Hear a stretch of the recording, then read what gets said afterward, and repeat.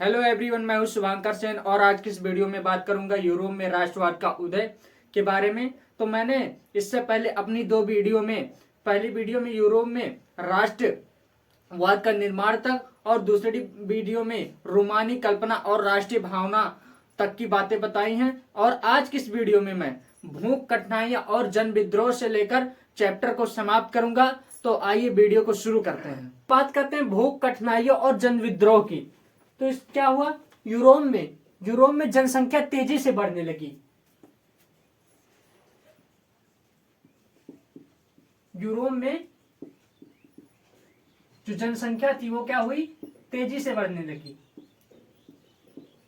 और जो बेरोजगार थे, बेरोजगारी और लोग शहरों पर उतर आए। जनसंख्या बढ़ने के कारण वहां बेरोजगारी आई और लोग शहरों मतलब जो शहरों थे, शहरों में भीड़ हो गई। बेरोजगारी और शहरों में भीड़। इंग्लैंड में, जो इंग्लैंड था वहां पे औद्योगिक क्रांति, इंग्लैंड में औद्योगिक क्रांति का जो स्तर था वह शेष महाद्वीपों से ऊंचा था। कठिनाई और जन विद्रोह, कठिनाई और जन विद्रोह की स्थिति पैदा हो गई। अब इससे क्या हुआ, कठिनाई और जन विद्रोह की स्थिति पैदा हो गई।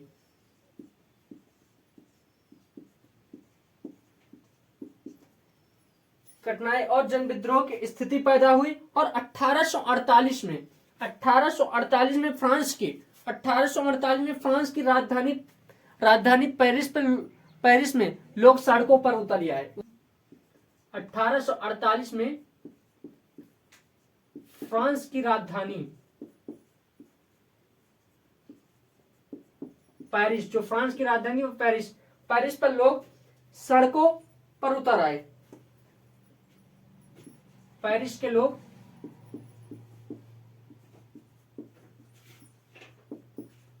सड़कों पर उतर आए और जो लुई फिलिप भाग गया। लुई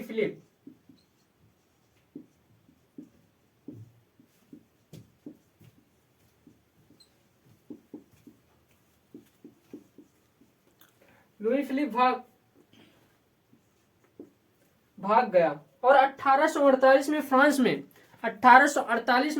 में एक नवीन गणतंत्र 1848 में फ्रांस में एक नवीन गणतंत्र की घोषणा की गई।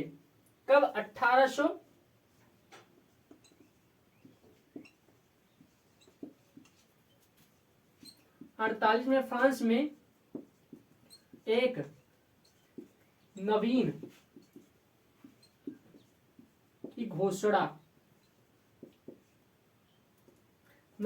गणतंत्र की घोषणा की गई।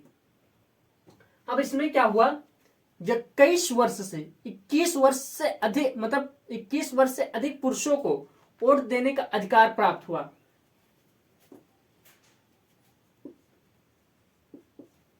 21 वर्ष से अधिक पुरुषों को, अब यहां ध्यान देने के लिए एक शब्द पुरुषों, महिलाओं को नहीं, सिर्फ पुरुषों को वोट देने का अधिकार दिया गया था। महिलाओं को अभी भी वोट डालने के अधिकार से वंचित किया गया था। वहां रोजगार की गारंटी भी दी गई 1848 के बाद। अब भूख और कठिनाई और जन विद्रोह 1830 से 1848 में क्या हुआ, यूरोप में जन विद्रोह हुआ। मतलब यूरोप में जनसंख्या वृद्धि हुई, बेरोजगारी और शहरों में भीड़। इंग्लैंड में औद्योगिक क्रांति, स्तर शेष महाद्वीपों से ऊंचा। कठिनाई और जन विद्रोह की स्थिति पैदा हुई। 1848 में फ्रांस की राजधानी पेरिस के लोग सड़कों पर उतर आए। लुई फिलिप भाग गया। 1848 में फ्रांस में एक नवीन गणतंत्र की घोषणा हुई और 21 वर्ष से अधिक सिर्फ पुरुषों को वोट देने का अधिकार मिला। रोजगार की गारंटी दी गई, कारखाने स्थापित किए गए। हम बात करते हैं जर्मनी एकीकरण की, जो कि 1871। तो इसमें ऑटो वन बिस्मार्क, पहला जो नाम है वो है ऑटो वन बिस्मार्क को जर्मनी एकीकरण प्रक्रिया का जनक कहा जाता है।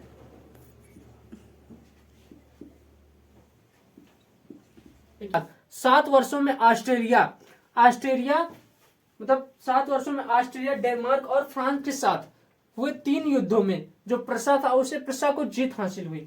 कब? 7 वर्षों बाद 1871 में 1871 में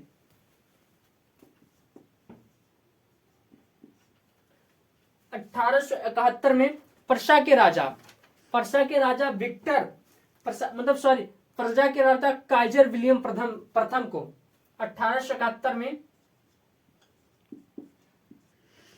काइजर विलियम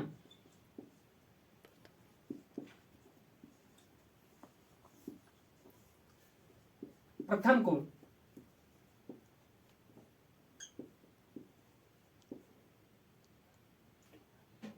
जर्मनी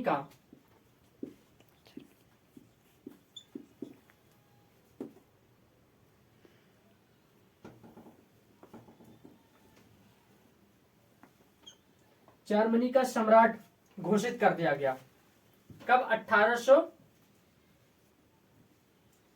1871 में पर्सा के राजा काइजर विलियम प्रथम को जर्मनी साम्राज्य का मतलब जर्मनी के सम्राट घोषित कर दिया गया।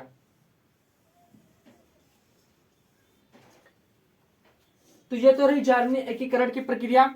उसके बाद हम बात करते हैं इटली एकीकरण की प्रक्रिया की। तो इटली एकीकरण की प्रक्रिया में क्या हुआ? इटली के राज्यों जो इटली के राज्य थे वह हैब्सबर्ग साम्राज्य हैबर्ग साम्राज्य में बिखरा हुआ था। इटली का एकीकरण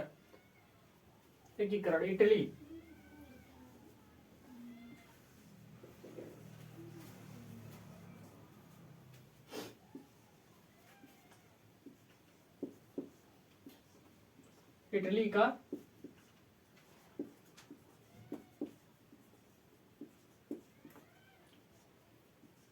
का एकीकरण 1870। तो इसमें क्या इटली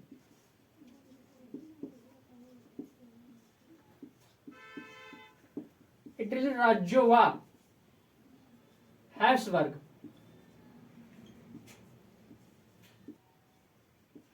इटली राज्य जो था वह हैब्सबर्ग साम्राज्य में बिखरा हुआ था। और जो इतालवी भाषा थी, इतालवी भाषा इतनी इटली की भाषा थी, इतालवी भाषा पूरे इटली में नहीं बोली जाती थी। तो इतालवी भाषा थी वह पूरे इटली में नहीं बोली जाती थी। और 1830 के दशक में 1830 के कब? 1830 के दशक में मैथ्सनी ने इटली में एक गुप्त संगठन किया जिसे यंग इटली कहा गया। 1830 के दशक में मैथ्सनी का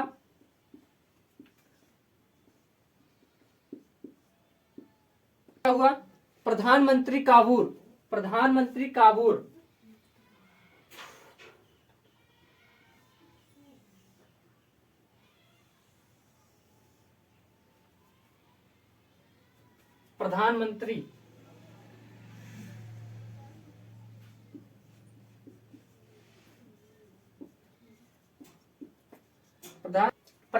काबूल ने राज्य को संगठित करने के लिए आंदोलन का नेतृत्व प्रदान किया और फ्रांस व सार्डिनिया पिडमांट के बीच एक कूटनीतिक संधि हुई। इसके बाद इस संधि के बाद क्या हुआ?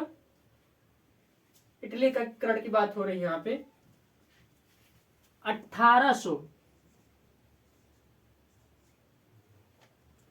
1859 ईस्वी में जब 1859 ईस्वी में सार्डिनिया पिडमान ने ऑस्ट्रेलिया को पराजित किया तो जो गैरीबाल्डी था, गैरीबाल्डी के नेतृत्व में अनेक सैनिकों ने भाग लिया। क्या गैरीबाल्डी 1861 में विक्टर एनुअल द्वितीय को राजा घोषित कर दिया गया। कब? 1861 में विक्टर एमेन्यू एल एनिमल द्वितीय द्वितीय द्वितीय को क्या किया, राजा घोषित कर दिया गया।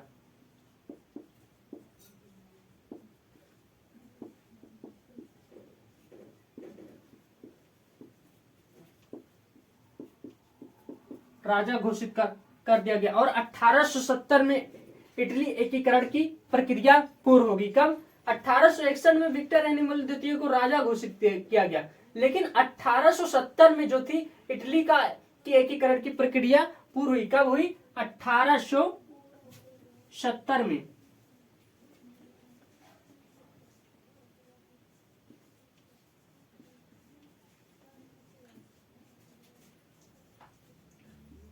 इटली एकीकरण प्रक्रिया पूर्व, और राजा 1861 में ही घोषित कर दिया गया था।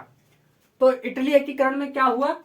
इटली राज्य हैब्सबर्ग साम्राज्य मतलब बिखरा हुआ था। इसके बाद इतालवी भाषा पूरे इटली में बोली जाती थी। 1830 के दशक में मैथनी का इटली में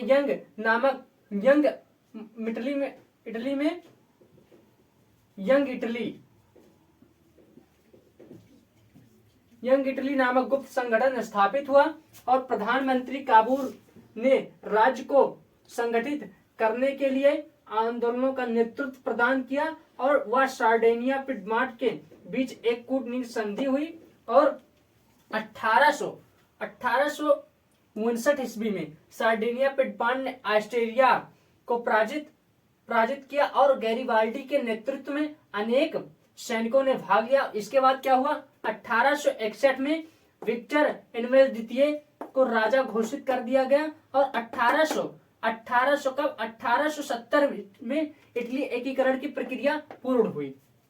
अब हम बात करते हैं ब्रिटेन की अजीब कहानी। तो इसमें क्या था? क्रांति का कोई परिणाम नहीं था, बल्कि एक लंबी प्रक्रिया थी। वहां जो था मतलब ब्रिटेन में जो था, वहां ब्रिटेन में 4 प्रकार की जाति समूह थी। इंग्लैंड, वेल्स, स्कॉट और आयरिश। इंग्लैंड और स्कॉट की बात करते हैं। इंग्लैंड और स्कॉट, तो क्या कहता? इंग्लैंड और स्कॉट के मध्य यहां इंग्लैंड और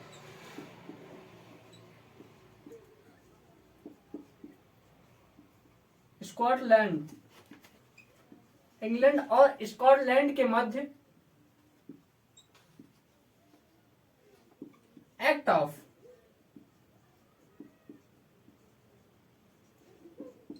ऑफ यूनियन 1707 ईस्वी में आया, और United kingdom of great Britain का गठन हुआ। और क्या हुआ? यूनाइटेड किंगडम ग्रेट ब्रिटेन का गठन।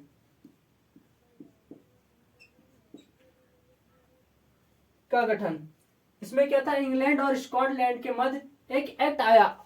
एक्ट ऑफ यूनियन, जो कि 1707 में आया, और इसमें क्या हुआ? United kingdom of great Britain का गठन हुआ। इसके बाद स्कॉट की बात करते हैं।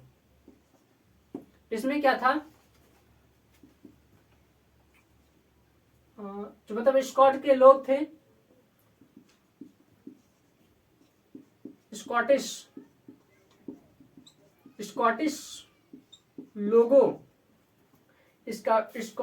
लोगों को अपनी जो उनकी राष्ट्र उनकी जो भाषा थी गैलिक भाषा को बोलने, और उनकी जो राष्ट्रीय पोशाक पहनने पर क्या थी? मनाही थी।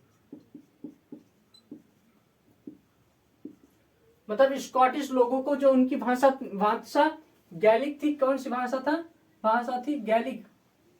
गैलिक भाषा, और जो उनका राष्ट्रीय पोशाक था उनसे पहनने पर मनाही थी। और लोग इसी के कारण जो वहां के लोग थे वह अपना वतन छोड़ देते थे।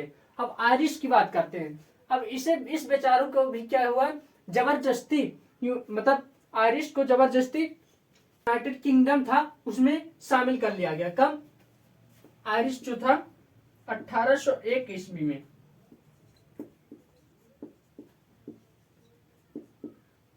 आयरिश यानी आयरलैंड को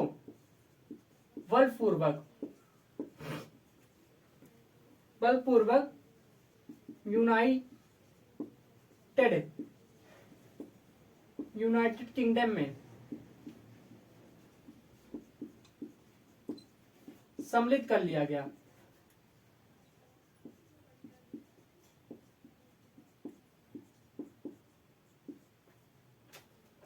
और जो ब्रिटेन का झंडा था, ब्रिटेन का झंडा क्या था? ब्रिटेन का झंडा यूनियन जैक। ब्रिटेन का झंडा यूनियन जैक। ब्रिटेन का झंडा। और इसका राष्ट्रगान, राष्ट्रगान क्या था? राष्ट्रगान था God save our Nobel king. ये ब्रिटेन का राष्ट्रगान था। ब्रिटेन का झंडा और राष्ट्रगान, ब्रिटेन का झंडा और राष्ट्रगान, ब्रिटेन का झंडा यूनियन जैक और राष्ट्रगान God save our noble king को सम्मान दिया गया। अब इसी के बात करते हैं राष्ट्र की दृश्य दृश्य कल्पना की, जो कि इस चैप्टर का अंतिम है। बात करें अंतिम टॉपिक है क्या? राष्ट्र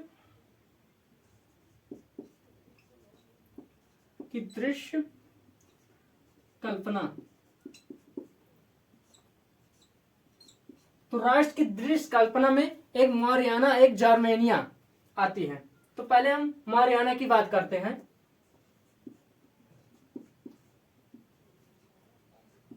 मौर्यन जो कि फ्रांस की नारी रूपक है। जैसे अपने भारत की नारी रूपक भारत माता है, उसी प्रकार मौर्याना फ्रांस की नारी रूपक है। कहाँ की? फ्रांस की नारी रूपक, फ्रांस की नारी रूपक। और इनका जो ये जो पहने ओढ़े रहती है वो है लाल रंग की टोपी, और इनके हाथ में तिरंगा और कलगी जानते? कलगी ऐसे यही बालों में लगी रहती है। आप चित्र देखेंगे तो उनके बालों में इस तरह से यही कलगी लगी रहती है। कलगी जो मारियाना फ्रांस की नारी रूपक थी वो थी मारियाना। और जर्मेनिया जो कि जर्मनी की नारी रूपक थी। कौन? और ये क्या थी? बलूत के वृक्ष के पत्तों के मुकुट पहने हुई थी। बलूत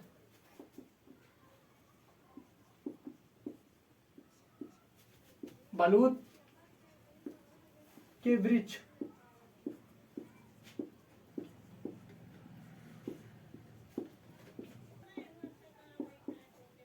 तलवार पर जर्मनी तलवार जर्मन राइन की रक्षा। तो ये जर्मेनिया थी। यानी जो राष्ट्र की कल्पना दृष्टि थी वह थी मारियान यानी फ्रांस की नारी रूपक, और लाल टोपी, तिरंगा और कलगी। और जो जर्मेनिया ये जर्मनी की नारी रूपक। किसकी? जर्मनी की नारी रूपक। ये बालूद के वृक्षों के पत्तों का मुकुट पहने हुई थी। तलवार पर जर्मनी राइन की रक्षा करते हुए दिखाई गई थी।